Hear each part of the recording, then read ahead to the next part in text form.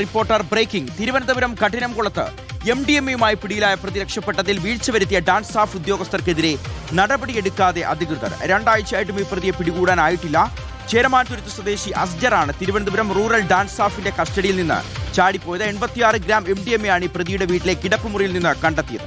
Arun Solomon ഈ വാർത്തയുടെ വിവരങ്ങൾ നൽകും. അരുൺ, 2 കാര്യങ്ങളാണ്. 86 ഗ്രാം എന്ന് പറയുമ്പോൾ വലിയ അളവിലുള്ള ലഹരിവേട്ടയാണ് ഓപ്പറേഷൻ തൂഫാന്റെ സമയം. എന്നിട്ട് പോലീസ് വീഴ്ച വരുത്തുകയാണ്. 2 ആഴ്ചയായിട്ട് ഈ പ്രതിയെ പിടികൂടാൻ കഴിഞ്ഞില്ല എന്ന് മാത്രമല്ല, വലിയ വീഴ്ച വരുത്തിയിട്ടുള്ള പോലീസ് ഉദ്യോഗസ്ഥരെ സംരക്ഷിക്കുകയാണ്, നടപടിയെടുക്കാൻ മടിക്കുകയാണ്. അതെന്തുകൊണ്ടാണ്? ഷിക്കാസ്, അത് തന്നെയാണ്. ഈ കേസ് നടക്കുന്നത് കഴിഞ്ഞ മാസം 21-ാം തീയതിയാണ്. തിരുവനന്തപുരം ഡാൻസ് സ്റ്റാഫ് റൂറൽ ഈ സബ് ഇൻസ്പെക്ടർ കൂടിയായിട്ടുള്ള ഫയാസിന് കിട്ടിയ രഹസ്യ വിവരത്തിന്റെ അടിസ്ഥാനത്തിലാണ് അന്നേ ദിവസം വൈകുന്നേരം 6:40-നാണ് തിരുവനന്തപുരം കഠിനകുളം ഈ ചേരമാൻതുരുത്തിലെ അസ്ജറിന്റെ വീട്ടിലേക്ക് ഈ ഡാൻസ് സ്റ്റാഫ് സംഘം പരിശോധനയ്ക്ക് എത്തുന്നത്. ഈ വീട്ടിലെത്തിയ സംഘം ഈ കിടപ്പുമുറിയിൽ നിന്ന് അലമാരയിൽ സൂക്ഷിച്ചിരുന്ന 2 കവറുകളിൽ നിന്നാണ് 86 ഗ്രാം MDMA പിടിച്ചെടുത്തത്. അത് മാത്രമല്ല, ഏറെ പ്രധാനപ്പെട്ട ഒരു വസ്തുത, ഈ MDMA വിൽക്കാനായി ഉപയോഗിക്കുന്ന ഇലക്ട്രോണിക് ആയിട്ടുള്ള ഒരു ത്രാസ് ഉണ്ട്. ആ ഇലക്ട്രോണിക് ത്രാസും ഈ സംഘം പിടിച്ചെടുത്തു. പിന്നീട് ഈ പ്രതിയുമായിട്ട് പുറത്തേക്ക് വരുമ്പോഴാണ്, ജീപ്പിൽ കയറ്റുന്ന സമയത്താണ് പ്രതി ഈ ഉദ്യോഗസ്ഥരെ മറികടന്നുകൊണ്ട് അവിടെ നിന്നും രക്ഷപ്പെട്ടത്. അന്നേ ദിവസം തന്നെ പോലീസും കഠിനകുളം പോലീസ് ഈ സംഭവ സ്ഥലത്തെത്തുന്നു.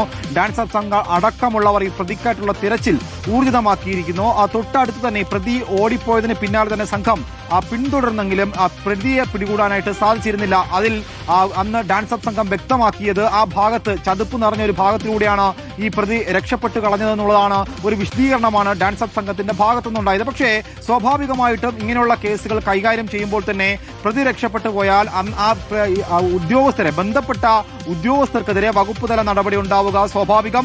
പക്ഷേ ഇതുവരെയും ഈ ഡാൻസ് ഓഫ് സംഘത്തിലെ ഉദ്യോഗസ്ഥർക്കെതിരെ നടപടിയെടുക്കാതെ ഇപ്പോൾ ഈ കേസ് മറച്ചു പിടിക്കാനാണ് ഇപ്പോൾ ഉദ്യോഗസ്ഥർ ശ്രമിച്ചു വരുന്നത്. ഇതിൽ പ്രധാനപ്പെട്ട ഒരു വസ്തുത, ഇപ്പോൾ 2 ആഴ്ചയാകുന്നു ഈ കേസുമായി ബന്ധപ്പെട്ട് മുന്നോട്ട് പോയിട്ട്. പക്ഷേ ഇതുവരെയും പ്രതിയെ പിടികൂടാൻ സാധിച്ചിട്ടില്ല എന്നുള്ളത് അതിലും ഗുരുതരമായിട്ടുള്ള ഒരു വസ്തുതയാണ്. ഇത് ഈ കഠിനകുളം ഈ പ്രദേശം പ്രധാനമായിട്ടും കഴിഞ്ഞ കുറെ നാളുകളായി ഈ രാസലഹരി വിൽപ്പന ഒരു കേന്ദ്രമാണ്. ഈ ഭാഗത്ത് പോലീസിന് പോലും ചില ഘട്ടങ്ങളിൽ പ്രതികളെ പിടികൂടാൻ പോലും എത്താൻ കഴിയാത്ത ഒരു സാഹചര്യമുണ്ട്. കാരണം ഈ ഭാഗങ്ങൾ തന്നെ ഒരു ഭാഗത്ത് തീരപ്രദേശമാണ്, അവിടെയൊന്നും പോലീസിന് കയറി ചെല്ലാൻ കഴിയാത്ത അത്രമാത്രം സംഘർഷഭരിതമായിട്ടുള്ള ഒരു നാട് കൂടിയാണ്. ഓപ്പറേഷൻ തൂഫാൻ ആരംഭിച്ചതിന് ശേഷമാണ് പോലീസിനും അതുപോലെ തന്നെ ഡാൻസ് ഓഫ് സംഘവും സംയുക്തമായിട്ട് പല ഓപ്പറേഷനും നിലവിൽ നടത്തിയിരുന്നതിന്റെ ഭാഗമായിട്ടാണ് ഈ അസ്ജറിന്റെ വീട്ടിലും എത്തുന്നത്. ഇതിൽ ഈ ഇലക്ട്രോണിക് ത്രാസ് അടക്കം 2 മൊബൈൽ ഫോണും പ്രതിയുടേതായിട്ടുള്ളത് കൈവശമുണ്ട് ഇപ്പോൾ ഈ അന്വേഷണ സംഘത്തിന്റെ മുൻപിൽ. പക്ഷേ ഈ MDMA ഇത്രയും വലിയ ഒരു ഹ്യൂജ് ക്വാണ്ടിറ്റി പിടിച്ചെടുത്തിട്ട് പോലും പ്രതിയെ